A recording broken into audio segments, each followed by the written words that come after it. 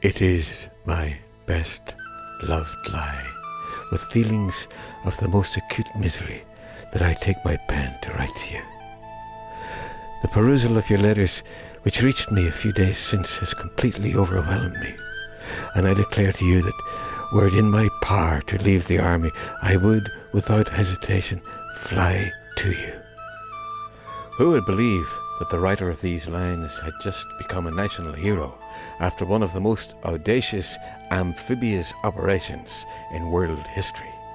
Yet for the entire course of his American campaign, General Ross had just one abiding concern: to return as soon as possible to his wife, whose battle with dark depression made him fear for her life.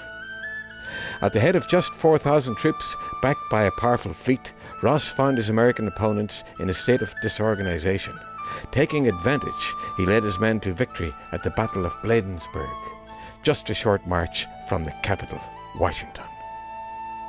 While I will surely be pleased to find that our arrival have been in this part of the world crowned with a success that I had no reason to expect. However, fortune favoured us, and we succeeded beyond our most sanguine expectations, having defeated the army of General Winder in the neighbourhood of Washington and entered the city on the night of the action. As he entered Washington under a flag of truce, Ross's horse was shot beneath him, and he narrowly avoided death, though 2 soldiers were killed. Ignoring the anger of his colleagues, Ross, renowned for his humanity, insisted no revenge be taken to the general population.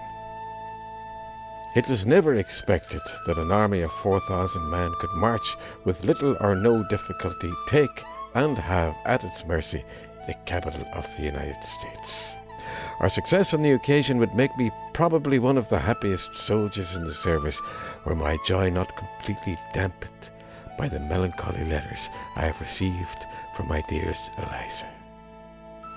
Encouraged by the victory at Washington, Ross was anxious to proceed to Baltimore, where success would deal a potentially fatal blow to American hopes, and peace might hasten his return to Rostrevor. But by the time the British eventually arrived, the Americans had regrouped, and reinforcements were hurrying from all quarters to protect their homeland. The fall of the city following the capture of Washington could have threatened the existence of the American Union. Ross summoned all his resources for the land assault on North Point, Baltimore. Give me, my dearest Lie, good accounts of yourself. Say that your hopes buoy you up, and assure me of your determination to look forward to the happiness and comfort of again meeting. Upon the strength of your mind, my Lie, depends mine. Shortly before the assault, American lawyer Francis Scott Key joined Ross and Royal Navy officers on board HMS Tonnant near Baltimore. Key asked for the release of his friend Dr. Beans, who had been taken prisoner by the British. And pressed at how generously the Americans had treated British prisoners at Bladensburg, the chivalrous Ross agreed. On board his flag of truce vessel for 25 hours, Key witnessed the ferocious bombardment of Fort McHenry by the British. Then, as first light dawned on the morning of September 14th, he saw with equal measure of relief and amazement the star-spangled banner still flying over the fort. America had prevailed. Its moment of greatest peril passed.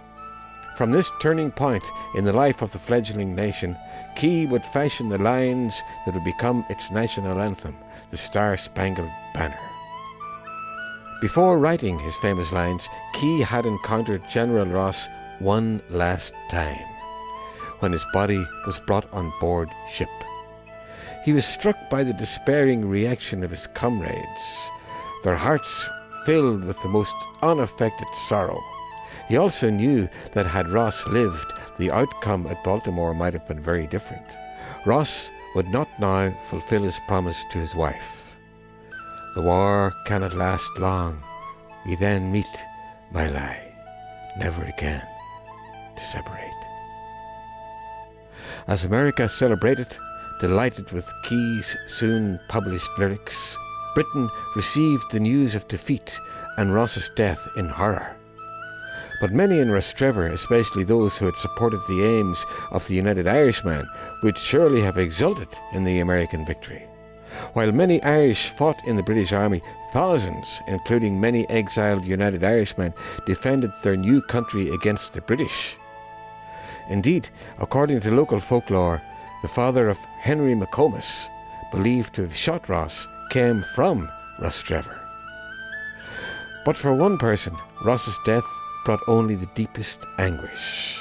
Elizabeth Ross lived on with her 3 surviving children in this house, which for a while was known as Bladensburg House after the great victory her husband had won. Today, Ross's legacy towers over Rostrevor. This 100-foot obelisk, erected by the man who served with him as well as local citizens, stands at the entrance to the village. Ironically, it is situated almost on the same site overlooking Carlingford Lough where he and Lai had planned to build their dream home. The trees which the general had planted in anticipation of building his country residence still exist to the rear of the obelisk. Another monument was erected in the parish church where Lai continued to worship for many years. Her grave is marked by the Ross Cross in the Crag graveyard in the heart of the village. Robert Ross's death was a source of jubilation and a relief to many Americans, as the lyrics of the Star Spangled Banner testify. But just a few years after his death, the United States Telegraph summed up the attitude of many other Americans to their vanquished foe. To his forbearance and generosity we owe it, that a single house was suffered to remain in the city of Washington. He stripped war of many of its horrors. He waged it gallantly at the command of his sovereign, but he was nobly generous.